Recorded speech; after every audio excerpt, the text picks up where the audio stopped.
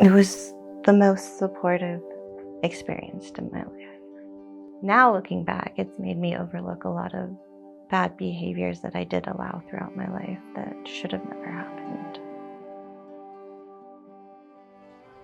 Okay. Can I get your name, please? The shelter is actually very rare for up here.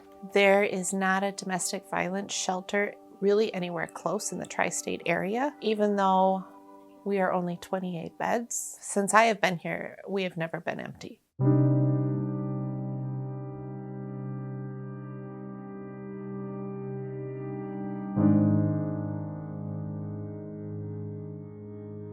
And so she started calling around all these places and ended up getting me an intake at the shelter. And I didn't want to go. I fought her on it. And she was like, you have to. I've never been to a shelter, but looking back, it was probably the best decision I could have made. And I'm really happy that I did end up going there that night.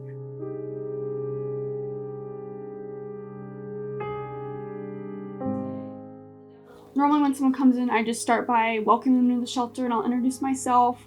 And sometimes I'll acknowledge that it's kind of a scary step for them to take, but I always try to slip in that I'm really proud of them because I know how hard it is to especially leave that abuser and leave something that they've known for a long time.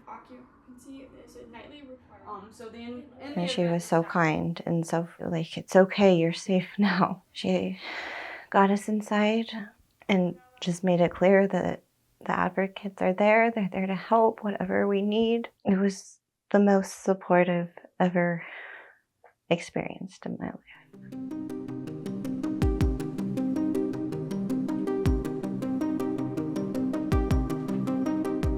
When they get here, we try to make them feel as comfortable as possible after going through trauma.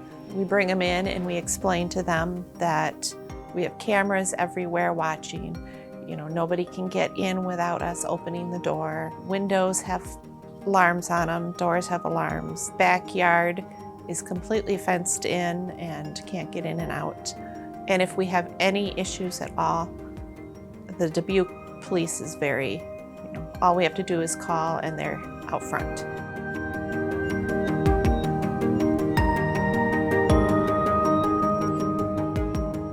The room was clean.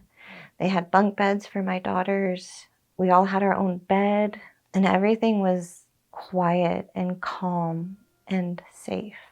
We're not just here to empower women, but we're supposed to help them find their own independence.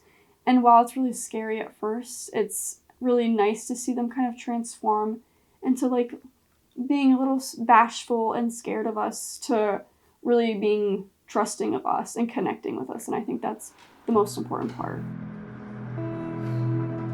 I didn't realize that it was so much support that was being offered. And I wish I'd realized that sooner. We have a children's closet for the children. We have a food pantry. It's not always stocked the way you would like it, but it's whatever is donated or whatever we can go get from the pantry and bring down. We have hygiene products that they get, move-in kits. They have shampoo, conditioner, they get pillows that they take with them, toothpaste, all that stuff.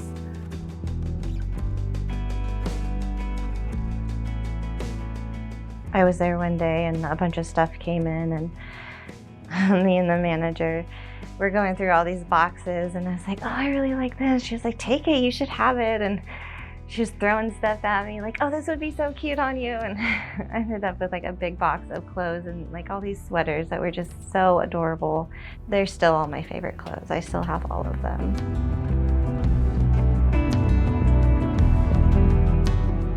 It just really helped lift my self-esteem and my confidence and make me realize like I can do this. When we have like residents leaving, it's kind of a bittersweet moment because of course we're always so happy for them and the fact that they've got their own place, they have their own security now, and that they've done it and that they're becoming more independent. But it's also kind of sad because with 30-day stays you get so attached to some individuals and you build those connections and you have that kind of emotional connection, so it's a little harder to see them go. but at the same time, you're really proud of them and the efforts that they've made.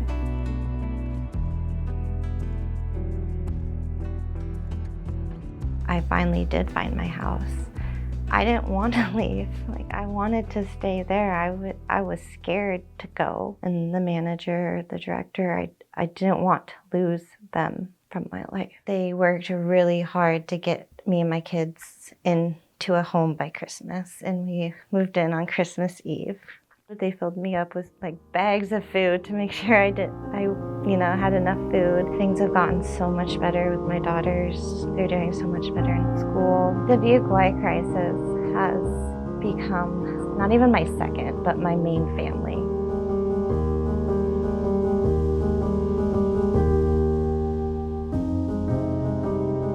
We are a home. We make it to be such a home. Like I said, our doors are always open. I actually rely heavily on the community. Anytime we are in dire need, I will post on Facebook. They can go on the Dubuque Y website, and there's a link to our Amazon wish list, and we try to update that. They can donate food, they can donate clothing, everything you normally go through at home, we ask to have donated here so that clients come in, they don't have any money. We provide them this. We provide them everything that you go in and make it your home.